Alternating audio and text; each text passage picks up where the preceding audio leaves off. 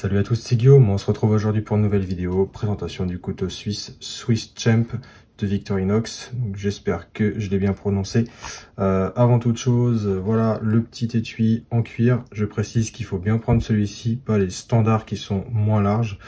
Voilà, puisque c'est un couteau suisse à 33 fonctions et qui est donc plus large que les standards, entre guillemets. Voilà, avec fixation, enfin fermeture velcro. Voilà, nickel. Donc pour le Swiss Champ, 33 fonctions. On passe du coup au couteau suisse qui est dans une boîte du coup coulissante. C'est un peu différent des autres qui sont plus fins. On a dedans le manuel. Donc qu'est-ce que nous dit ce manuel?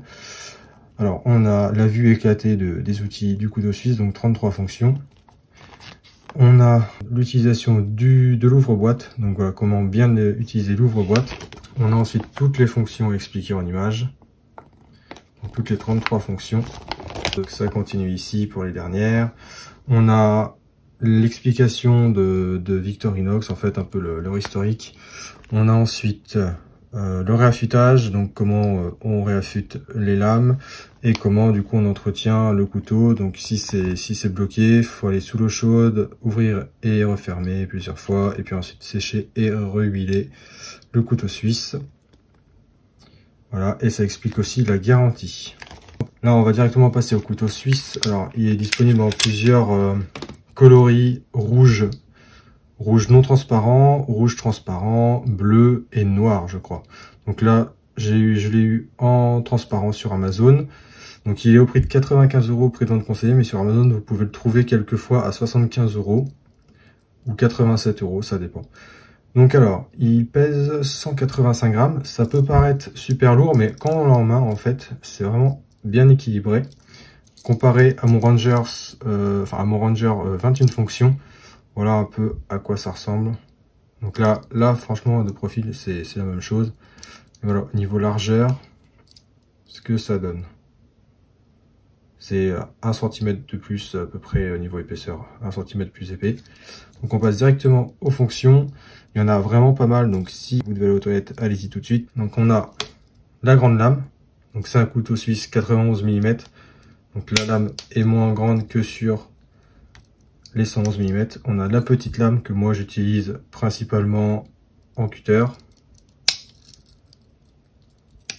On a la lime à ongles, scie à métaux et cure-ongles. La scie à bois. Là, on a du coup le dégorgeoir pour les poissons, la règle qui est ici en pouces et la règle qui est en centimètres. Et là, c'est l'écailleur à poisson. Je me suis toujours demandé ce que c'était sur mon... Je crois que j'avais un Laguiole. Ouais, je me suis toujours demandé ce que c'était, mais en fait, bon, voilà. J'ai compris ce que c'était grâce au petit manuel. On a le ciseau. Donc sur les 91 mm et les 111, c'est la même taille au niveau du ciseau. Ensuite, on a la pince multifonction.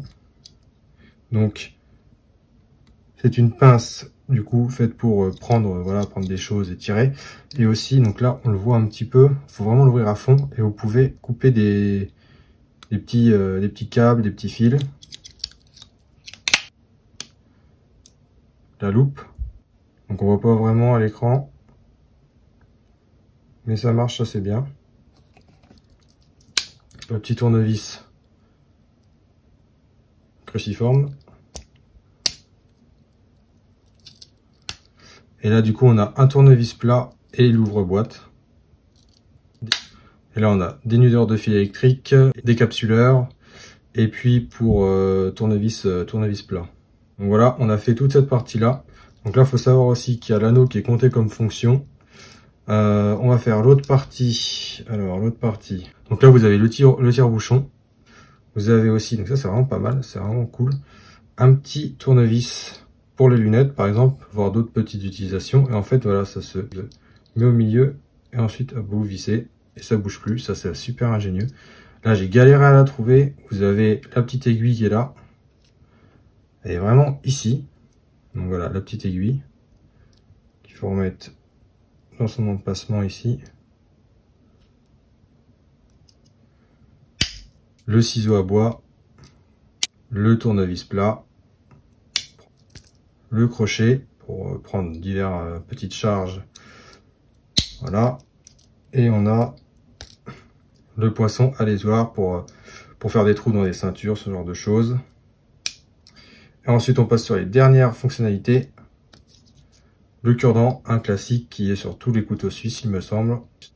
Et là, ça, le stylo bille pressurisé. Donc ça, je pense pas que ça se recharge. Je pense qu'il faut en acheter un, en fait. Donc je connais pas un peu son autonomie, entre guillemets, d'écriture.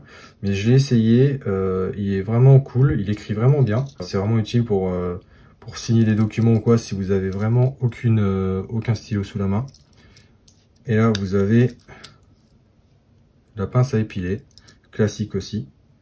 Donc franchement, c'est mon troisième Victorinox et franchement, j'avais un peu peur de l'effet en fait transparent et ça rend vraiment bien. C'est pas aussi transparent qu'on pourrait le croire, c'est un peu plus sombre, donc franchement, c'est top. Et voilà, donc là, on a fait le tour de toutes les fonctions.